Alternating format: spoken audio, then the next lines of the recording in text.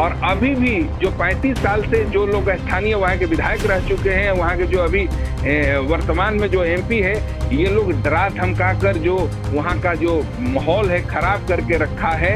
और माननीय मुख्यमंत्री जी कहते हैं कि जाइए हमारे किए गए कामों को लोगों को बताइए, क्योंकि हम लोग प्रचार करने वाले लोग नहीं हैं, टीवी पर और अखबारों में प्रचार नहीं करते हैं। हम लोग लोगों का काम करते हैं, सेवा करते हैं। जो लोग सेवा के बदले मेवा खाते हैं, वो लोगों को जनता ने खबरदार किया है। बेलागंज की जनता को जब मौका मिला तो अपना फर्ज को पूरा किया है और हम लोगों ने आश्वस्त किया है कि आप लोग निश्चिंत रहिए।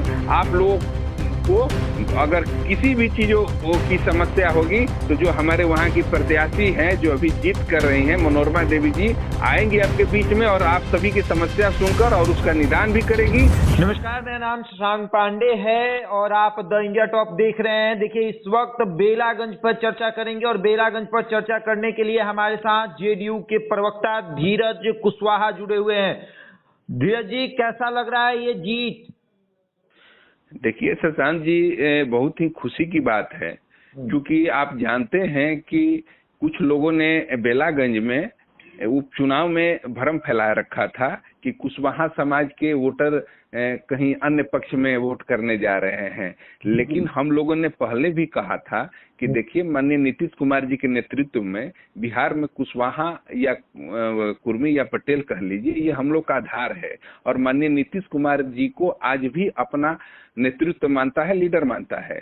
और हम लोगों ने कुशवाहा समाज के सारे नेताओं ने वहाँ कैंपेनिंग भी किया और जाकर डोर टू डोर लोगों को समस्या समझा, जो कि वहाँ पर 35 वर्षों से वहाँ के 35 वर्षों का वहाँ पर जो किला था उसको जनता ने खत्म करने का काम किया है और माननीय नीतीश कुमार जी के प्रति आस्था व्यक्त किया है। और इससे अब स्पष्ट हो गया है कि 2025 में माननीय नीतीश कुमार जी की नेतृत्व वाला ही सरकार बनेगा। और हम लोग पहले से भी कर रहे हैं कि 25 से 30 फिर से नीतीश।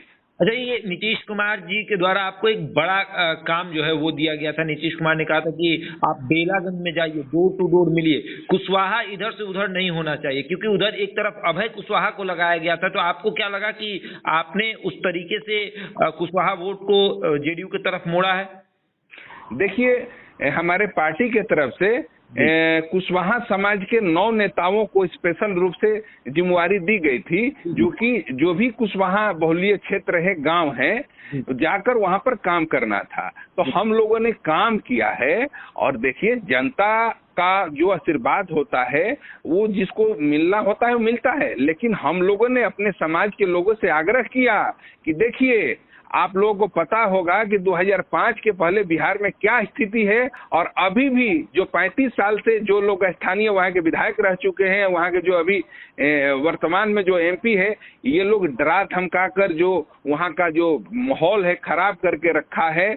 और नीतीश कुमार जी के राज में सब जगहों विकास हुए हैं। लेकिन आप देखे होंगे कि हम लोगों ने पूरे गांव टू गांव कैंपेनिंग जब किया था, उस समय ना वहाँ रोडों की स्थिति, जो विधायक के फंड से जो रोड बनते हैं उसमें कोई काम नहीं किया गया है और दूर दूर तक वहाँ विकास नहीं दिख रहा है। जो सरकार द्वारा जो जनरल जो विकास किए जाते वही हुए हैं विकास।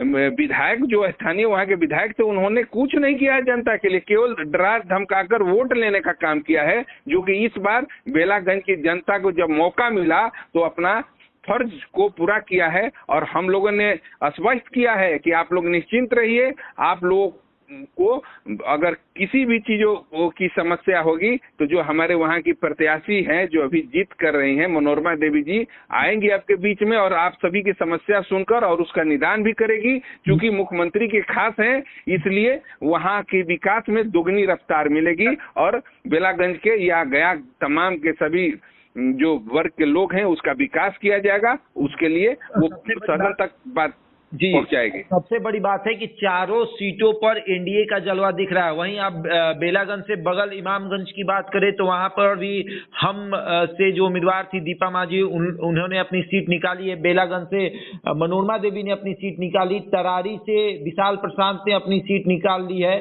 और रामगढ़ में भी ये देखा जा रहा है कि अशोक कुमार सिंह जो है वो अपनी सीट निकालते हुए दिख रहे हैं। तो क्या लग रहा है कि इस बार ये जो झांकी थी, जो ये मैच था, टेस्ट मैच जो था इसमें आप लोग सफल हो गए हैं, फाइनल भी आप लोग जीतेंगे?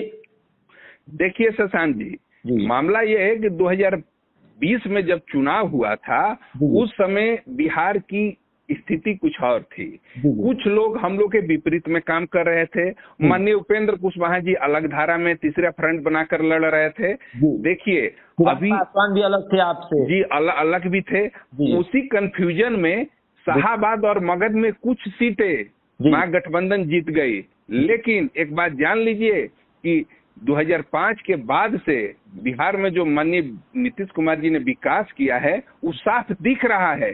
आप जानते हैं कि कोई भी पक्ष के नेता हो या विपक्ष के नेता हो, केवल एलिगेशन लगाते हैं, लेकिन ये नहीं कहते हैं कभी कि बिहार में विकास नहीं हुआ है। हम लोगों ने विकास किया है और माननीय मुख्यमंत्री जी कहते हैं कि जाइए हमारे किए गए कामों को लोगों को बताइए। क्योंकि हम लोग प्रचार करने वाले लोग नहीं हैं, टीवी पर और अखबारों में प्रचार नहीं करते हैं। हम लोग लोगों का काम करते हैं, सेवा करते हैं। जो लोग सेवा के बदले मेवा खाते हैं वो लोगों को जनता ने खबरदार किया है कि आगे से ध्यान रखिए। और आज भी बिहार की जनता की पहली पसंद माननीय नीतीश कुमार जी है। पहले भी हम लोग कहते थे और आज जो जनमत मिला है उससे स्पष्ट हो गया है कि सबके दिल में नीतीश है। लेकिन एक बात और बता देना चाहते हैं शशांक जी कि देखिए बहुत लोग बिहार की राजनीति में आए हैं, बहुत सारी दलें काम कर रही हैं, लोगों को भटकाने का काम कर रही है, लेकिन आज भी माननीय नीतीश कुमार जी के चेहरे के सामने कोई भी विपक्ष के पास कोई उम्मीदवार नहीं है, चेहरा नहीं है कि उनका मुकाबला कर सके। इसलिए हम लोग कहते हैं कि बहुत व्याकुल होने की जरूरत नहीं है, टाइगर अभी जिंदा है। जी चलिए, टाइगर अभी जिंदा है, यानी कि 25 में जो चुनाव होने वाला है उससे लेकर 25 से 30 तक नीतीश कुमार का जलवा दिखने वाला है।